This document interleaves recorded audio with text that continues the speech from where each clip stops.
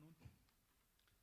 Honorable Anthony J. Blinken, Secretary of State of the United States of America, Honorable Minister of External Affairs of India, Dr. S. Jaishankar, distinguished members of both delegations, members of the media, a very good afternoon again to all of you, and a very warm welcome on this special press interaction on the occasion of the visit of the Secretary of State of the United States of America to New Delhi.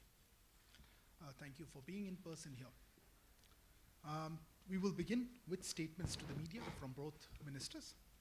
May I now request Honorable Minister of External Affairs, Dr. S. Jaishankar, to make his opening remarks from their side.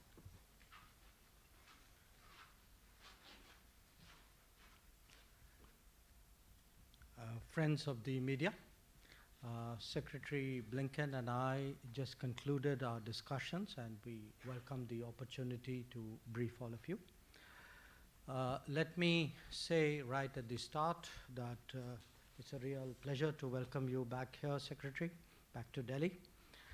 Our meeting takes place at an important juncture when key global and regional challenges need to be effectively addressed.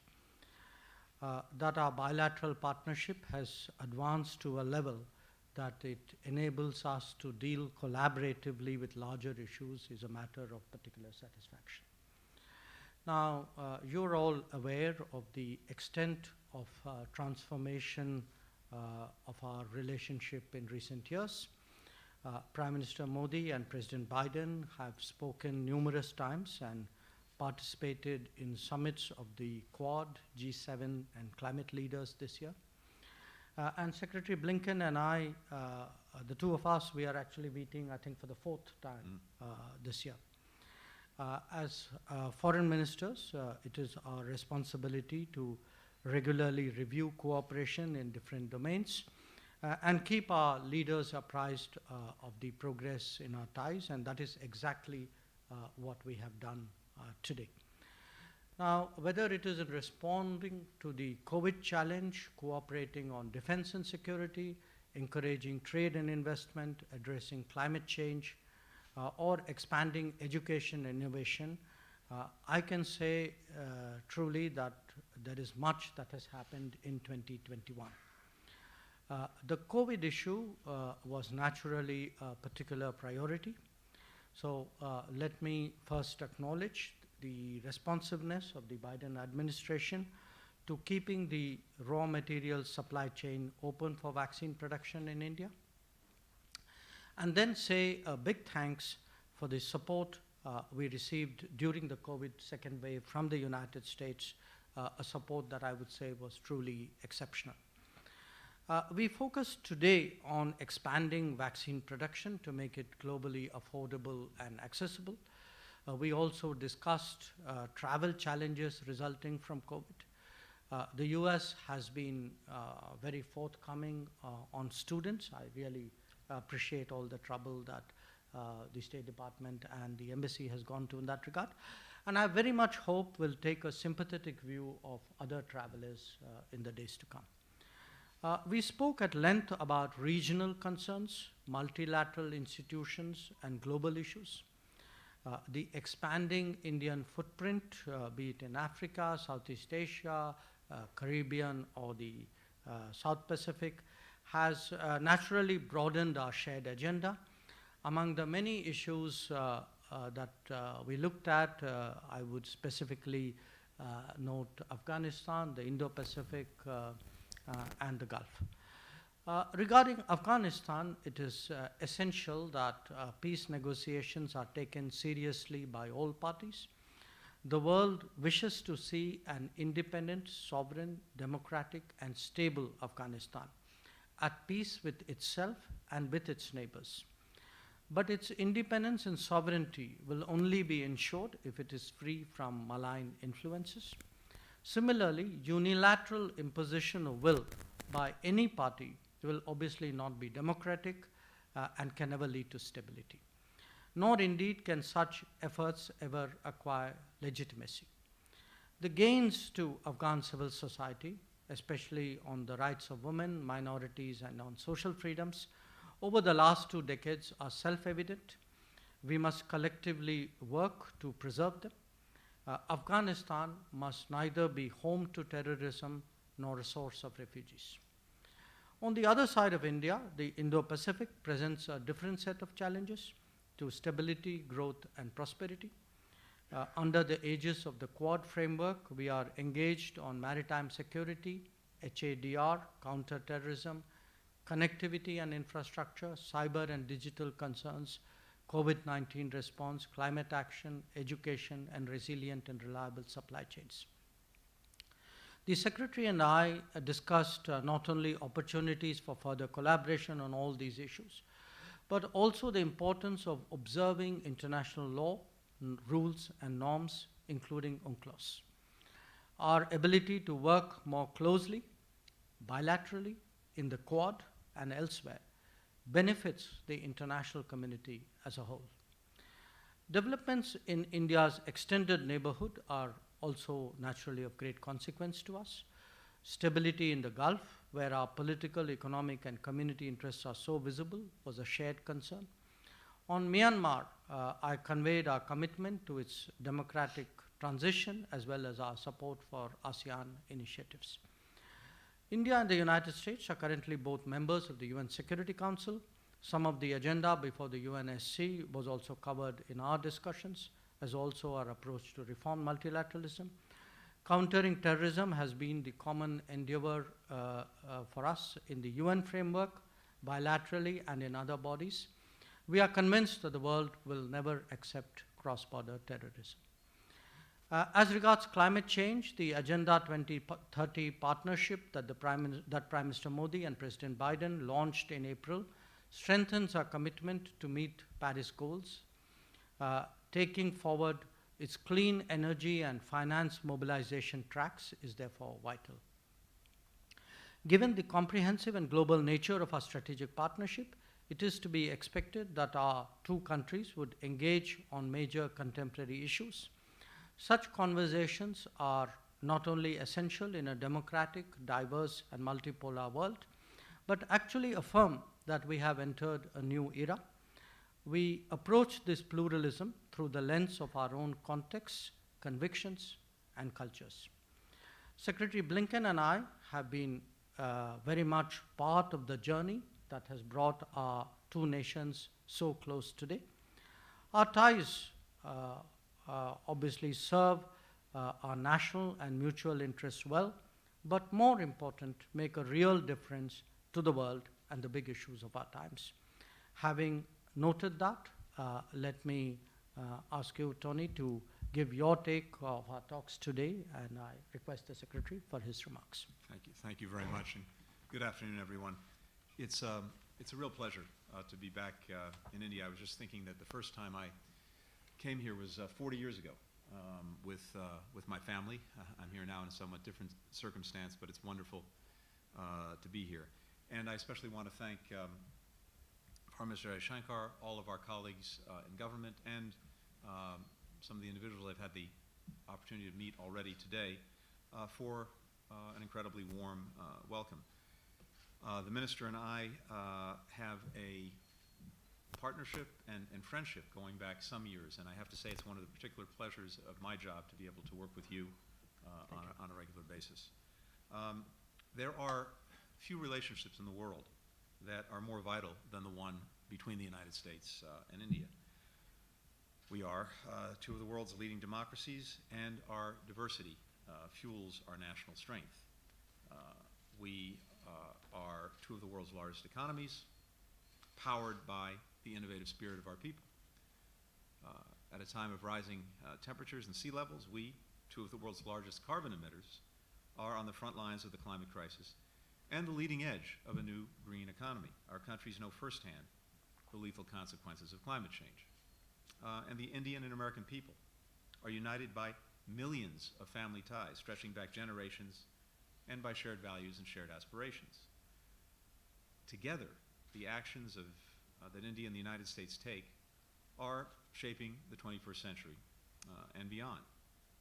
That's why strengthening the partnership with India is one of the United States' top foreign policy priorities.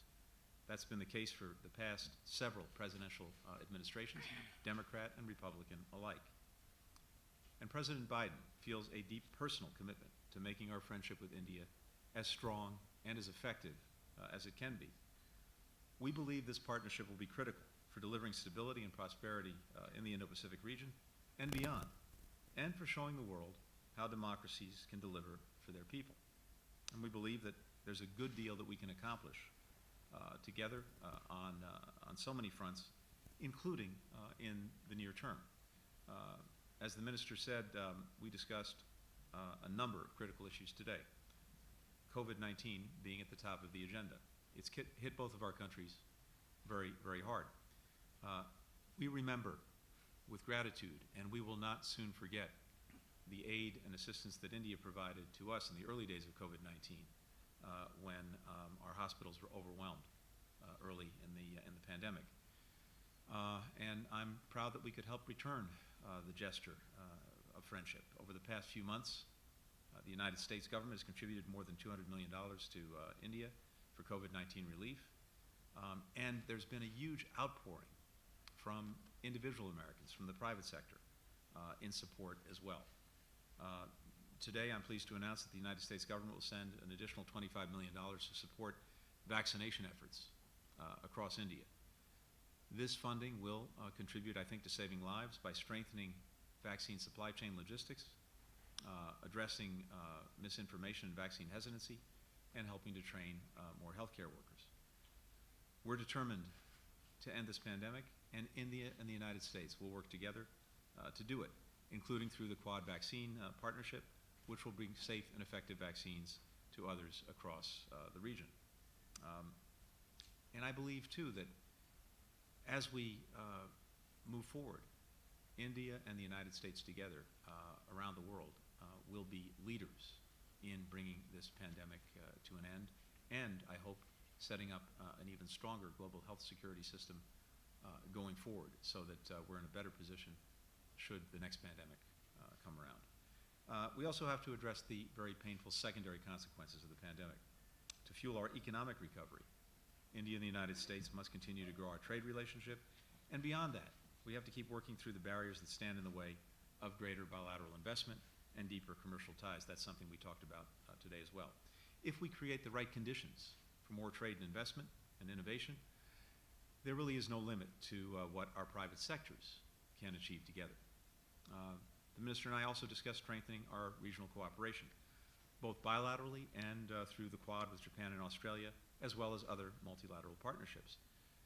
So much of the future of the 21st century will be written in this part of the world. We share a vision, India and the United States, of a free, open, secure, and prosperous Indo-Pacific. We'll work together to make that vision a reality. And we'll continue to advance peace, security, and development worldwide, and to work in international organizations to strengthen a rules-based international order.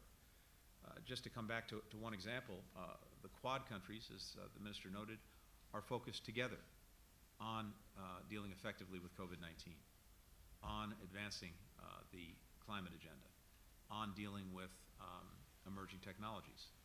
And we're bringing our experts together on a number of other vitally important issues to this region and beyond, including infrastructure, supply chains, maritime security. We discussed regional security issues, as the minister noted, including Afghanistan. India and the United States share a strong interest in a peaceful, secure, and stable Afghanistan. As a leader and critical partner in the region, India has made and will continue to make vital contributions to Afghanistan's stability and development, and will continue to work together to sustain the gains of the Afghan people and support regional stability after the withdrawal of coalition forces from the country. And indeed, we talked about the climate crisis as well. Earlier this year, we launched the U.S.-India Climate and Clean Energy Agenda 2030 partnership to help achieve our ambitious 2030 targets. For the United States, slashing greenhouse gas emissions in half. For India, installing 450 gigawatts of renewable energy capacity, among other targets. That's nearly twice the amount of renewable energy capacity that the entire world added in 2020. It would demonstrate to emerging economies that economic development and a cleaner economy go hand in hand. Today's conversations, including my meeting earlier today with National Security Advisor Doval and my meeting later today with Prime Minister Modi, are valuable, important opportunities to carry our cooperation forward. Defense Secretary Austin and I are looking forward to hosting Minister Shankar and Defense Minister Singh later this year in Washington for the annual 2+2 dialogue. That's a critical forum for our two countries to deepen our strategic and security partnership. Finally, our bilateral relationship is strengthened by our shared values. As two of the world's leading democracies, we take seriously our responsibility to deliver freedom, equality, and opportunity to all of our people. And we know that we must constantly do more on these fronts. Neither of us has achieved the ideals that we set for ourselves. Part of the promise of democracy is the constant striving for better, as America's founders put it, to form a more perfect union, to always seek to strengthen our democratic institutions, expand access to justice and opportunity, stand up forcefully for fundamental freedoms. Those values are the heart of our democratic systems. They're at the core of the vast array of partnerships connecting our countries, not only between our governments, but also between our private sectors, universities, civil societies, most of all, between our people. One last thing. To prepare for my visit today, I look back on an earlier visit to India by an American leader. In 2006, then Senator Joe Biden was here. And during that visit to India, he said, and I quote, "My dream is that in 2020, the two closest nations in the world will be India and the United States. If that occurs, the world will be safer." Well, it's 2021. Joe Biden is President of the United States. The friendship between India and the United States is one of the most consequential in the world. And we too look to the future, to 2030 and beyond, because once again, the choices and investments that we make today can produce a healthier, more peaceful, more prosperous, more democratic future for our children and for the world. That's the opportunity before us, and that's what the people of India and the United States will work together to achieve. Thank you. Thank you, Honorable Ministers, for your opening statements. I will now invite questions from the members of media here for our dignitaries. Given the time constraints, we will take 2 questions from the Indian media, and then I'll hand over to the spokesperson of the State Department, Mr. Ned Price, who's here with us, for the 2 questions from the US side. Let me begin with Parikshit Luthra from CNBC, please. Minister Jaishankar and Secretary Blinken, I believe both sides had detailed discussions on the situation in Afghanistan. Could you tell us about the areas of convergence and divergence about Afghanistan and the way ahead? Okay.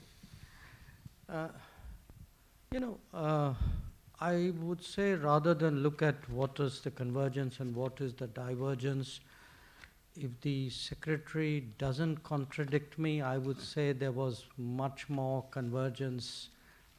And there would be some issues on where we are coming from different places with different, interests and backgrounds. I think on the whole, it would be fair to say we agreed that, what I emphasized in my remarks, that peace negotiations should be taken seriously. It is the only way to create a lasting solution. And that the diversity of Afghanistan must be taken into account in finding that lasting solution. As the United States, of course, has a very unique involvement in Afghanistan, but as an immediate neighbor with a historical connection, we do feel that the way we are looking at it, the way we see the challenges ahead, what needs to be done, I would say our views were quite similar. I think that would be a fair description. I will certainly not contradict my friend for the most important reason that what he says is exactly right. I think we largely see Afghanistan the same way. We're both committed to the proposition that there is no military solution to the conflict that afflicts Afghanistan. There has to be a peaceful resolution, which requires the Taliban and the Afghan government to come to the table. And we both agree, I think strongly, that any future government in Afghanistan has to be inclusive and fully representative of the Afghan people. But ultimately, this has to be an Afghan-led and Afghan-owned peace process that we will all support. I think it's also accurate to say that there is largely agreement among most countries, both neighboring Afghanistan and in the region, on the need for that kind of future, and certainly a rejection of the proposition that military force is the way to define the future of the country, and strong support for an Afghanistan that is inclusive and representative of its people. So I would say that we are both not only in alignment, but working together and also working with other countries, both neighboring Afghanistan and in the region, to support that kind of future for Afghanistan. Let me just add one other point to emphasize. Even as we withdraw our forces from Afghanistan and NATO and others withdraw their forces, we remain very much engaged in Afghanistan. We have not only a strong embassy there, but also important programs that continue to support Afghanistan economically, through development assistance, through security assistance. That remains. And we are very much engaged in the diplomacy of working to bring the parties together at the table for a peaceful resolution of the conflict. Thank you, Excellencies. For the second question, Elizabeth from Mint. My question is to both Minister Jaishankar and Secretary Blinken. From your remarks, it seems there's been quite a bit of discussion on the Indo-Pacific and the Quad. Now, China doesn't lose any opportunity to criticize both these concepts. How would you answer Chinese criticism on the Indo-Pacific and the Quad? Because they've described it as a nation, NATO, clique of countries, etc. How would you answer this? I'm happy to start. Okay. And I won't contradict you. What the Quad is actually quite simple, but as important as it is simple. Four like-minded countries: India, the United States, Japan, Australia, coming together to work collectively on some of the most important issues of our time that are going to have a real impact on the lives of our people, and to do it in a way that hopefully ensures a free and open Indo-Pacific region and peace, security, and prosperity for the people of that region. So what we're doing together is coordinating, pooling our resources, pooling our thinking, and actively collaborating on a whole variety of issues that have an impact on the lives of our people, on COVID-19 and the vaccine initiative that we took with the first leaders meeting that took place just a few months ago, working on post-pandemic economic recovery together, working on the climate crisis, as well as a whole series of issues, everything from maritime security to infrastructure, that again are going to have a meaningful impact on the lives of our people. What the Quad is not is a military alliance. It is not that. Its purpose is, again, just to advance cooperation on regional challenges while reinforcing international rules and values that we believe together underpin peace, prosperity, and stability in the region. And of course, we're doing that as well in cooperation with other countries, with ASEAN, and other like-minded partners. Thank you. I'll now hand over. Let me just add a few words before you hand over. Look, I would, to what Secretary Blinken said, I would first of all emphasize, I'm giving you an Indian perspective here. In a globalized world today, India has interests far beyond its immediate borders. Okay. Certainly we have interests in the Indian Ocean, in the Pacific Ocean, in the Indo-Pacific. Our major trade partners are there, our major trade routes are there, our political partners are there. We have big community interests. I mean, any parameter you use, it's very visible that India has interest in the Indo-Pacific. The second is that in this more complicated world with a lot of new challenges, when we talk about rebalancing, what it really means is different countries whose capabilities have grown or have changed, and who are enlightened enough to work with each other, obviously would like to do so. Now, for groups of countries to work together is not strange. This is the history of international relations. Groups of countries work together. We're in the same region. I mean, you have regional cooperation, or they sometimes work together even if they can find, intersections of interest. I mean, the BRICS is one such example. So I think people need to get over the idea that somehow other countries doing things is directed against them. I think countries do things what are in their interest for their good and for the good of the world, and that is exactly what is the case with the Quad. Thank you, sir. Mr. Price, the floor is yours.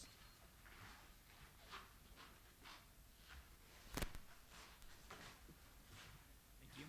Our first question will go to Connor Finnegan of ABC News.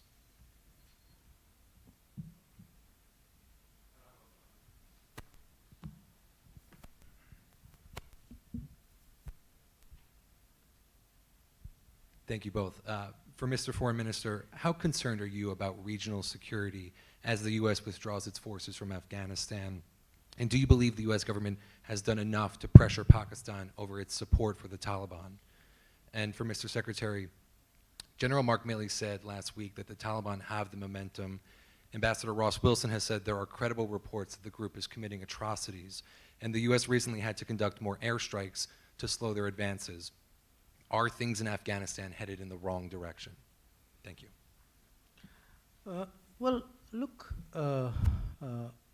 it is natural, I would say inevitable, that if the United States, which for the last 20 years had a robust military presence in Afghanistan, withdraws that presence, that there will be consequences. Now, the issue is not whether that's good or bad. What is done is done. It is a policy taken, and I think in diplomacy you deal with what you have. And a lot of our conversations today and conversations I've had with many of Afghanistan's neighbors address exactly that situation. And now, in terms of what we think about the situation, I think with the previous question, both Secretary and I made it very clear. We don't think outcomes should be decided by force on the battlefield. We think the peace negotiations should be a negotiation and should lead to peace. It should see cessation of violence. There should be a political settlement. So that is where we are looking at, and I think there is a broad consensus, deep consensus. Most of the neighbors of Afghanistan agree with that. Now, I grant you, not everybody who agrees does what they say they would do. I noted the exception which you have pointed out to. But I think that is a reality which is not new. That is the reality over the last 20 years. And Connor, to your question, let me say a few things. Yes, certainly what we're seeing on the ground in the last week is the Taliban making advances on district centers, challenging some provincial capitals. We've also seen these reports of atrocities committed by the Taliban in areas that it's taken over that are deeply troubling, and certainly do not speak well to the Taliban's intentions for the country as a whole. Having said that, a few things. First, as I noted, we remain very much engaged in Afghanistan in support of the government through the various forms of assistance we're providing, including to the security forces, as well as the diplomacy that we're engaged in to try to bring the parties together in a meaningful way to resolve the conflict peacefully. And ultimately, an Afghanistan that does not respect the rights of its people, an Afghanistan that commits atrocities against its own people, would become a pariah state. The Taliban says that it seeks international recognition, that it wants international support for Afghanistan. Presumably it wants its leaders to be able to travel freely in the world, sanctions lifted, etc. Well, the taking over the country by force and abusing the rights of its people is not the path to achieve those objectives. There's only one path, and that's at the negotiating table to resolve the conflict peacefully and to have an Afghanistan emerge that is governed in a genuinely inclusive way and that's representative of all its people. Our final question will go to Courtney McBride of the Wall Street Journal.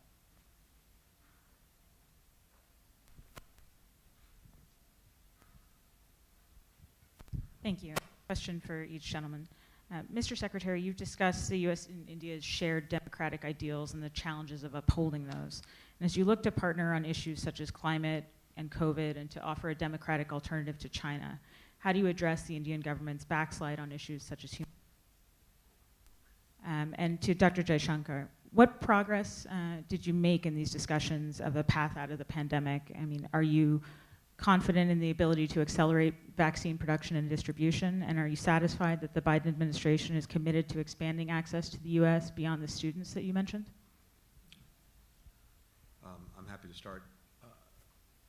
So let me start by saying that our shared values, our shared democratic traditions, the high ideals that we both set for ourselves were very much a part of our conversation today, as they usually are. And let me just tell you why. You've heard me say this already today. I've said it a few times in the past, but the relationship between our two countries is so important and so strong because it's a relationship between our democracies and, at its core, a relationship between our peoples. And I think one of the elements that Americans admire most about India is the steadfast commitment of its people to democracy, to pluralism, to human rights, to fundamental freedoms. That's, in our minds, one of the ways that we define India. And we see ourselves reflected in that. And it's in part why our shared values strengthen the relationship. Like our own, India's democracy is powered by its free-thinking citizens. We applaud that, and we view Indian democracy as a force for good in defense of a free and open Indo-Pacific, indeed, a free and open world. We also recognize that every democracy, starting with our own, is a work in progress. And when we discuss these issues, I certainly do it from a starting point of humility. We've seen the challenges that our own democracy has faced in the past and faces today. But this is, in a sense, common to all democracies. I mentioned this earlier. We talk about in our founding document the search for a more perfect union. That, by definition, means that we're not perfect, and that our entire quest is to get closer and closer to the ideals that we set for ourselves, and that's how societies make progress. And sometimes we're at moments when the challenge is painful. It can even be ugly, but as democracies, we deal with it openly.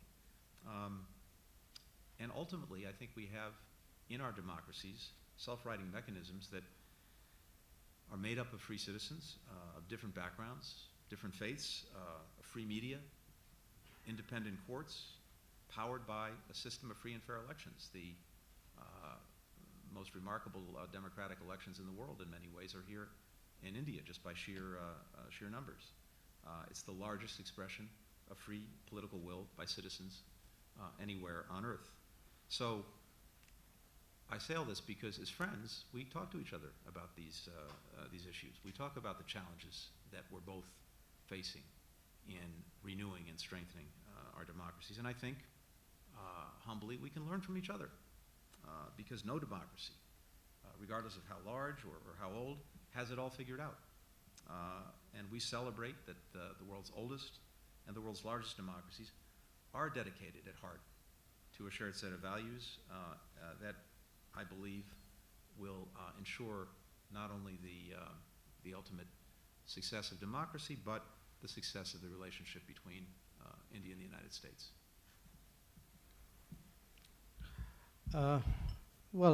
Before I answer the question you directed at me, let me just add a few words to what the Secretary said.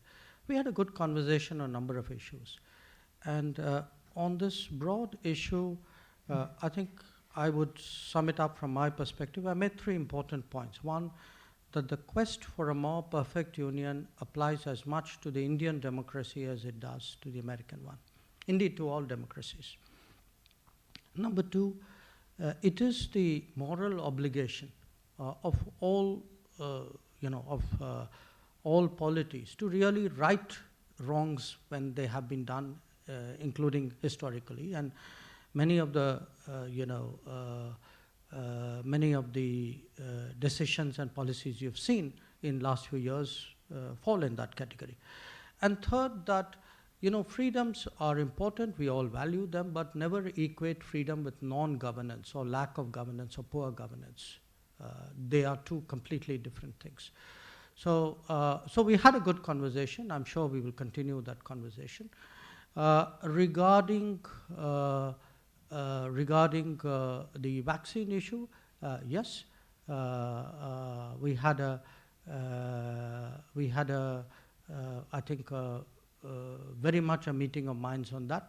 We were very appreciative of the support, I would say really the openness with which the Biden administration has kept the supply chains open, which has enabled us today to really scale up the vaccine numbers. But this is also work in progress. So there will, given the nature of the industry, the nature of the changes in vaccinations which are coming into stream, we will have to keep working at it. But overall, yes, we were very satisfied, very appreciative.